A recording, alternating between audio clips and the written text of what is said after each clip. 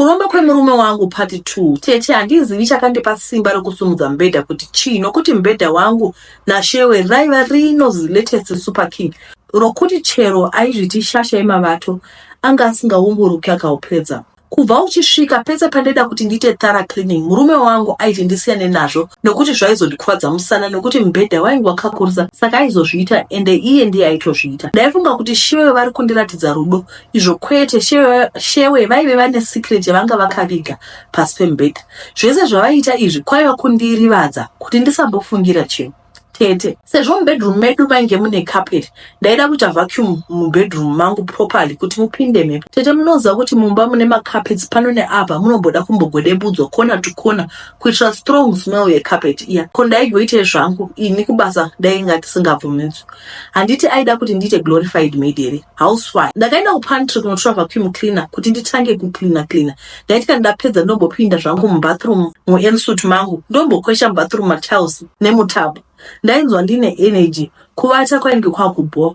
Moti upenyu here tete hwekungoguma nekuswera pamba, karutina kakaitobhoa ini muridzi wako. Pinde mubedroom nevacuum cleaner, ndatanga pasi pemubhedha. Ndapedza ndopandakanzwa kuti kurira kuti chaiva chii chatyoka. Mubhedha waiva munyowani uri custom made, saka zvekuti puranga rainge raidonha richibvepi. Ndakabva ndava curious kuda kuona kuti chii chainge chadonha zvine mutsindo, zvekuti curiosity yakauraya kiti chaingozverenga mabhuku chete. Ndakabva ndasumudza bhesi zvekuti ndaive ndaneta yaiva imwe. Kunodai tete wanike mune kacoffin. Maitirwa zvanga zvakaitwa tete ndezvekuti kacoffin aka anga yakaita zvekuiswa mubhesi ichitoratidza kuti kakaroverwa ipapo. Mukutarisa ndipo pandakaona kuti kwete rainge risina kubva kukambani riripo, asi raitova add on, rakaita zvekuwedzera. Kudonha kwainge kwaita kacoffin kaya kainge kagujunuka zvekuti zvese zvaivemo ndakazviona nemeso angu. Mainge mune chidhori chechirume nechechikadzi zvakaita kubatanidzwa. Maiva nepikicha yangu yakanamirwa pachidhori apa netuhembe tunyowani twevacheche. Maive neminhenga nemishonga yandisinganzwisisi, uye zvidhori izvi pakucherechedza pamaoko azvo paitova nerei. Hana yangu yakatanga kurova kuti diki tete. Ndakangoti maiwe ndichibuda mubedroom ndakananga kukitchen. Sezvo taigara nevanhu vakawanda papa nevazukuru vanga vari mumarumu, asi hapana akaita hanya kuda kuziva kuti ambuya tanzwa senge vachichema kuti vari kuchemera. Ndakanotora makeys emota angu anga ari pakitchen top nehandbag rangu ndobva ndabuda gate, ndobva ndapinda mota ndikabuda. Zviya zvekuti ndanga ndichitsvaira ndine tsvina hazvina kumbopinda mupfungwa dzangu. Ndakadhiraivha mota about 1 hour ndichingoenda. Kwandaenda handimbozivi kuti ndainangepo. I was not in the right state of mind. Ndinotongotenda kuti handina kukonzeresa njodzi mumugwagwa. Ndakazomira palay-by ndokuchitanga kubatanidza zvinhu manje. Kusada kusangana neni kwaiitwa naShewe vaiziva zvavaita. Chidhori chandainge ndichiti ndaona chaisava chidhori asi chikwambo chandainge ndakatororeswa nemurume wangu. Mwana ndaive naye mumweya. Murume ndainge ndine wezita panyama since taisagara semurume nemukadzi asi asisina budi. Saka chinhu chandainge ndaona paya zvaitova zvinhu zvaiitika live and direct. Murume uyu aiva akaromba neni, aita mari nene, ndosaka asingandibvumidzire, ndosaka aisandibvumidza kusvika kubasa kwake. Changu chaiva kumushandira ndichimuitisa mari. Kumba ndakanga ndisina plan yekudzokera, saka zvaida kuti nditambe ndakachenjera. Murume murombi uyu anenge akaziva kuti ndazviziva, nokuti akazonzwa vazukuru vose navameseji pamwe nekufona vachibvunza kuti mbuya muri sekuru vari kutsvakai. Nhasi ndipo nditsvaga kuti zvadii, chiro masikati vaisatombofona kucheka on me. Kwaisada kufadza Mr. Moneybag Zero. Ndakanobhuka lodge ndikadzima foni yangu nokuti ndaida kufunga zviri clear. Kuhama dzangu handina kumbobvira ndafunga kupoterera ikoko nokuti ndaiziva kuti kwaiva kupedza nguva kuteya nzou nerivo. Vainge vatopiwa zvokomomwe kare zvivhara muromo, saka vaizoteerera zvaitaurwa naMr. Moneybags. Ndaifanira kuronga zvinhu zvangu lolo kumhanya handiko kusvika. Ndaiziva kuti ndikakurumidza kumedza tisati ndapedza kutsenga ndaizotsikwa. Hondo iyi yainge isiri panyama asi pamweya. Ndakatsvaka kawandu kangu kekuroja kumalocation. Imagine kubva kumadheodheo uchidzokera kumalocation. Asi zvese izvi zvainge zvisina basa, chaindikoshera hwaiva upenyu hwangu. Imba ndakawana yaiva pedyo nechikomo, saka ndainopota ndichinonamata hangu. Ndakazoenda pafast ndichinamata kuti upenyu hwangu huregedzwe nemaclose emuvengi. Mr. Moneybags vainge vava muvengi nokuti hauiti mari nemwana unomunuka, kwete tete. So ndakaenda pamunamato ndikanamata dega ndikanzwa kuti denga radaira apa. ndakaenda kumba ndichizvinzwa kuti ndava victorious man. Ndakapedza mwedzi murume wangu asina kana kumbonditsvaga, asi kubva ipapo ndakazotanga kurota zvakare ndichimhanyisiwa nemakudo, ndichimhanyisiwa nenyoka. Pandaigara mumba imomo makanga musisina zvakare peace. Vatete ndinoshungurudzika. Ndakatanga kunzwa mudumbu wangu uchimonwa-mona. Ndikatanga kunzwa kunge ndiri kufambiwa usiku nesikati. Ndakanga ndisina zororo kusvika ndazomutumira meseji ndikamuudza kuti vedue ngadai mamondiregawo ndobva tidzoka kumba titaura. Sekumanyorera ndakaita papart 1 kuti ndinoshuwira kuti ndiwane simba rekubva kumba kuya. Zvechokwadi handigoni kubva. Pose pandinobva ndichitiza, I always find myself back. Zvechokwadi vatete, zvinhu izvi zviri kutoitika mumba mangu. Ende ndakadzokera kumba kuya. Amai vangu ndiwo number 1 kuti vakuzondirongedzesa mabhegi. Mushure mekunge mukwasha aenda kuna mama akanovapa mari, akaita kuti akavakonvinza kuti vauye neni. Amai vangu vakandidzosera kumba kuya. Ndiko kwandinogara. Zvese zvinoitika zvavanobata ndinozviona, asi handigoni kubuda muuromba umu. Vatete, like I said in my previous email, ndiri kungoshiya nemi kuti ndiwane munhu wekutaura naye, kuti muzive zvinhu zviri pamwoyo pangu. Ndinganzwa zviri nani, ndipo paperera nyaya yangu vatete. Ndatenda. Tinotenda ndiyo nyaya yatawana iya vanhu vazhinji vanga vachiuya vachibvunza part 2. Inda ndakadotumigwa part 2 but ndakakangama kuiverenga. Alright, regai tipinde munyaya yechi2 inotevera. Tete, madzimai kana maane nguva mukawana mukana itai zvinoita kuti upenyu hwenyu husanduke pane kutarisira maruva, zvidhori nemachokoreti kubva kumunhu waunoziva kuti it can't. Kutarisira mvura kubuda mudombo. Ndakapinda murudo ndichangopedza college. Tese taive takadzidzira banking and finance, so kusangana pedu takasangana kuma-workshop. Tete, ndaive ndafunga kuti ndazowana munhu anoenderanawo neni considering background dzedu pamwe nelevel of education. Kunoti pindikiti mumba kudai, ndipo pandakaona kuti ndaive ndaroorwa na-enemy of progress. Zvataida zvaiva zvakatosiyana, nemafungiro aiva akasiyana. Tete, ungafunga kuti munhu ane banking and finance ane a little discipline nemari, asi kwete Shoni aiva neruoko runopachukira mari.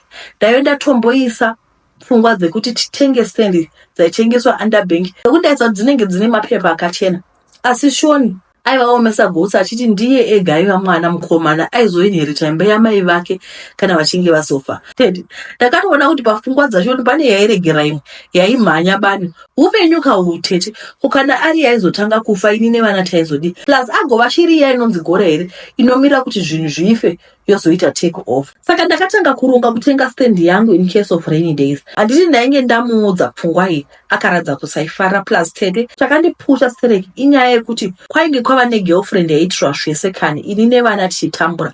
Motikari, kugara muflat rinodhura, expensive trips, expensive clothes. Ini ndaipfeka bhero ndichida kuseva. Nemhaka yekuti aishandira mabanks akasiyana-siyana, mari dzema-overtime nema-workshop ainge asingadzizivi. In fact, ndaisadzitaura. Akada kumbobvunza. Ndikati kubasa kwedu taisava nepolisi iyo nokuti zvinenge zvichonzi uri pabasa. Chimwe chakandibatsira ndechekuti painge pasina paper trail nekuti mari idzi taidzipiwa is cash in hand. Dzainge dzisingapindi muaccount yaipindira salary. Tete, zvakanditorera gore rekuplana discipline kuti ndiunganidze initial deposit yaidiwa. Deposit yakwana ndakabhadhara deposit iya ndokuisa zita rangu ndoga. Kuti ndaigoisirei rashona handiti aiva comfortable kuzoita overtake imba yevabereki vake. Mbiche na stand yapera kubhadharwa zvose nekuvakwa, ende ndaimeka sure kuti marisiti angu aisara kubasa under lock and key. Ndakaudza Shoni kuti ndaive ndava naimba under agent, so nokuda kwekuti mhuri yainge yakura taifanira kumuvha kunzvimbo yakafarana. Chisina kuzikana naShoni ndechekuti rent yemba yaigara yaiuya kwandiri for 3 good years. Ndainokolekta mari ndoita zvimwe, uye ndakangoramba ndichiacta normal kuitira kuti Shoni asafungira chinhu. Tete, ndoda kuti mupabata handisi kufurira madzimai kuti aite zvinhu behind their husband's back, asi ini situation yangu yaiva different. Ndakaona kuti ndikasaitira vana vangu vaizotendekei palegacy yakasiwa nevabereki vavo, but I had to be proactive. Mapepa emvura ane ma-council rates ndainokolekta ndega ndoita ma-payments angu, zvokuti pavanozoita door to door delivery yemapepa repamba pangu raisauya. Rimwe zuva ndaenda kuworkshop, agesi nguva yekuti chokwadi chibude yange yasvika. Pepa remvura rakasvika ndisipo ndaenda kuVictoria Falls. Shoni akabata foni akavava akanditi ndaiva fraudster conwoman chai ndaive ndatenga stand nekuivaka nguva ya handina kumboramba zvandanga ndaita asi ndaiva nemareasons angu ndakasvika shasha hasha dzaserera manje akada kunzwa kuti ndainge ndazviitirei ndakatowana pane dari rakandigarira ndikatsanangura kuti ndaida kuti vana vangu vagozowanawo mumvuri kana vachinge vazoomerwa neupenyu the same way Shoni ainge ane mumvuri wemba yevabereki vake. Shoni ainge ati toita divorce imba yotengesa sezvo taiva nemuchato. Ndakamutaura kuti ainge akasununguka kudaro asi imba yainge isingatengeseki sezvo yainge iri trust yevana vangu. Imba yaiva patrust plus ngaanogara mumota yegirlfriend yake. Handiti Shoni aizenge asiyiwa for mwana waminisa hauseki chimwe chinhu painge pasina kana senti rake pakuvaka chero pakutenga ground so aizoclaima achiti kudii paimwa doro rinodhura nekuluka rich kumafriends ake ini ndichishingira kuvaka aiti zvigodii takazosiyana Shoni tete nekuti aiti haagari netsotsi tete ndinganzi ndiri tsotsi here for wanting a better life for my kids naShoni taiva mombe dzakasungwa zvisiri fair pajoko madzimai ari pano itawo kamari kako kekuti zvikaenda nepamwe unosara une chekubata kamari kandaikolekta kerenti ndiko kandava kubhadhirira vana chikoro zvese Shoni akatifuratira akaramba kubhadhira chiro fees evana zviri kugoneka because I had a plan for a rainy day munhukadzi tawo kose kusona ekubheka kuitira pazvinoendawo nepamwe izvezvi valentine tisafunga maruva chete asi tifunge zvemberi. Madzimai mazvera kwai mboregai kufunga vhale yakatodai kudarika iyi kwai musaramba mongoifunga muchingoti ina handina kutengegwa maruva do something with your life tototenda kasisedwa kuti vanga vane good paying job ndosa vakakwanisa kuvaka iko unoitawo sei kana kuri kuti murume ari kuti iye kumba kwavo vane kumba kwavo but dzimba dzemaparents dzinonetsa. I think it's a good thing to just have your own thing just that ivo vakaita zvinhu zvavo negweseri kusvika murume azozvibata oga zvakaoma hazvo saka murume akati bodo ina ndikagarika neconwoman ndakuda kuramba imi zvakaoma but dzimwe nguva unenge uchizviitira the interest of your children zvizvoitika mudzimbamo kana pakasava nekuwirirana ndopaunozoona kuchechi kuti tainzi kwai vamwe vakadzi impavha dzoga vakadzi vazere mumongo vanoba mari vachiendesa kuvabereki vavo because varume vanenge vasingadi kubatsira kuchengeta maparents saka zvinodiwa rega mai vachishaya cooking oil rebhozi murume asikuda kubatsira ndoma machallenges anosanganiwa nemadzimai handisi kuti zviri right asi ndiri kungofunga kuti zvinozvoitwa sei tongoti vabereki vari kuda grocery murume asikuda kutenga tongoti murume ari kuti kumba kwavo kune imba yemaparents saka tichazoiinherita saka ngatisanoroja uchiti aiwa imba yakavakwa kuma-1940s. It's an old house. You also need modern house with aluminum windows with a swimming pool, you know. Vasikana zvakaoma ndo zvinowanikwa muupenyu ivi kana vangoteerera nyaya dziri pano handiti it's for you to judge munongoitawo mapersonal decisions enyu muchingoonawo kuti in the end it's not a one size fit all.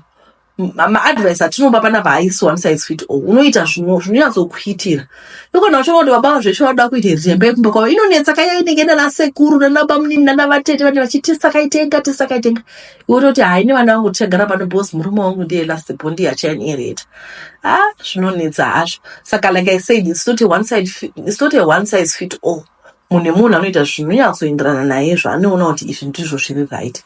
Anyway, ndagwisa nhasi ndagwisa muve nezuva rakanaka ndatenda.